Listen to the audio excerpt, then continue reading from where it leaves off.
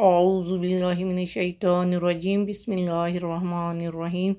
السلام علیکم ورحمۃ اللہ۔ سورۃ النساء نمبر 173۔ فَأَمَّا الَّذِينَ آمَنُوا وَعَمِلُوا الصَّالِحَاتِ فَيُوَفِّيهِمْ أُجُورَهُمْ وَيَزِيدُهُم مِّن فَضْلِهِ وَأَمَّا الَّذِينَ اسْتَنكَفُوا وَاسْتَكْبَرُوا فَيُعَذِّبُهُمْ عَذَابًا أَلِيمًا ولا يجدون لهم من دون الله وليا ولا نصيرا۔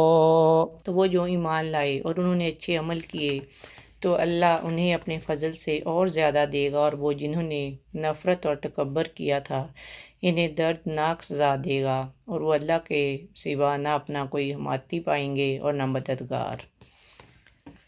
ہم نے دیکھا کہ پچھلی آیت میں تھا کہ حضرت عیسیٰ علیہ السلام اللہ تعالیٰ کا بندہ ہونے میں کوئی عار محسوس نہیں کرتے تھے، اور یہ بھی تھا کہ انسان اس وقت تک دائرۂ اسلام میں داخل نہیں ہو سکتا جب تک وہ کلمہ شہادت میں نبی صلی اللہ علیہ وآلہ وسلم کی ابدیت کا اقرار نہیں کر لیتا۔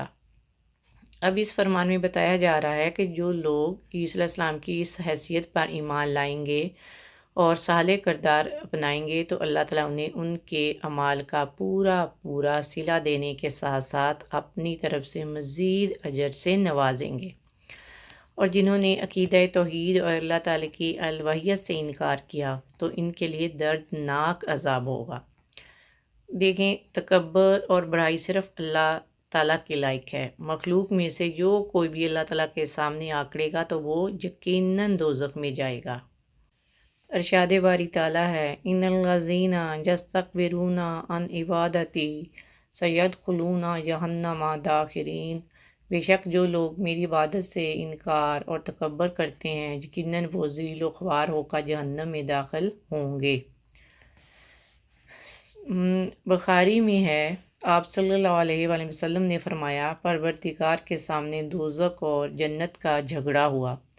جنت نے کہا، پروردگار میرا تو یہی حال ہے کہ مجھ میں وہی لوگ آ رہے ہیں جو دنیا میں ناتواں اور حقیر تھے، اور دوزخ کہنے لگی، مجھ میں وہ لوگ آ رہے ہیں جو متکبر تھے۔ اللہ تعالیٰ نے جنت سے فرمایا تو میری رحمت ہے، اور دوزخ سے فرمایا تو میرا عذاب ہے۔ آخر تکبر ہے کیا؟ ایکچولی انسانی زندگی کا پہلا رویہ تکبر تھا۔ فرشتوں نے اللہ تعالیٰ کا حکم مان لیا، ابلیس نے تکبر کیا اور انکار کر دیا، جبکہ بڑائی تو صرف اللہ تعالیٰ کے لیے ہے۔ تو آپ صلی اللہ علیہ وآلہ وسلم کی عاجزی کی مثالیں ہمارے سامنے ہیں۔ آپ اپنے کپڑوں میں پابند لگا لیتے تھے، گھر کا کام کاج خود کرتے تھے، اور دعا کیا کرتے تھے کہ اللہ مجھے مسکینوں کے ساتھ رکھنا۔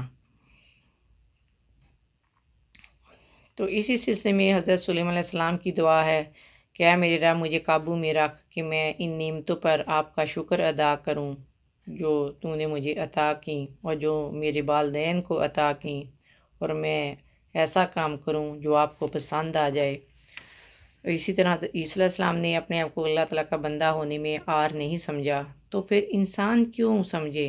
انسان کو عاجزی اختیار کرنی چاہیے۔ انسان کو چاہیے کہ وہ عاجزی اختیار کرے، بیماروں کی عیادت کرے، اسلام میں پہل کرے، مسکین کو کھانا کھلائے، جنازوں کے ساتھ چلنے اور تعزیت کرنے سے بھی تکبر ٹوٹتا ہے۔ تو اللہ سبحانہ تعالیٰ چاہتا ہے کہ انسان اپنے شعور کی اصلاح کرے، اللہ تعالیٰ کی حاکمیت ایک مسلمان کے ذہن میں جم جائے۔ اللہ سبحانہ تعالیٰ کا قرب انسان کو تب حاصل ہوتا ہے جب وہ ایمان اور عمل صالح رکھتا ہے، اور اسے آخرت میں بھی اجر ملے گا اور دنیا میں بھی۔ آپ صلی اللہ علیہ وآلہ وسلم کا ارشاد ہے، لذتوں کو توڑنے والی موت کو یاد رکھو اور بہت زیادہ مت ہنسو۔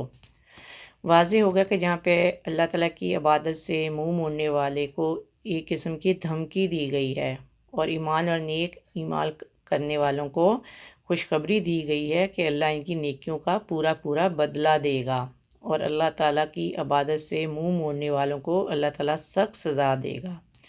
اور اس دن اللہ کے مقابلے میں ان کا کوئی مددگار نہ ہوگا۔ اللہ سبحانہ وتعالی ہمیں تکبر سے بچنے اور عاجزی اختیار کرنے کی توفیق عطا فرمائے، آمین یا رب العالمین۔ السلام علیکم ورحمۃ اللہ وبرکاتہ۔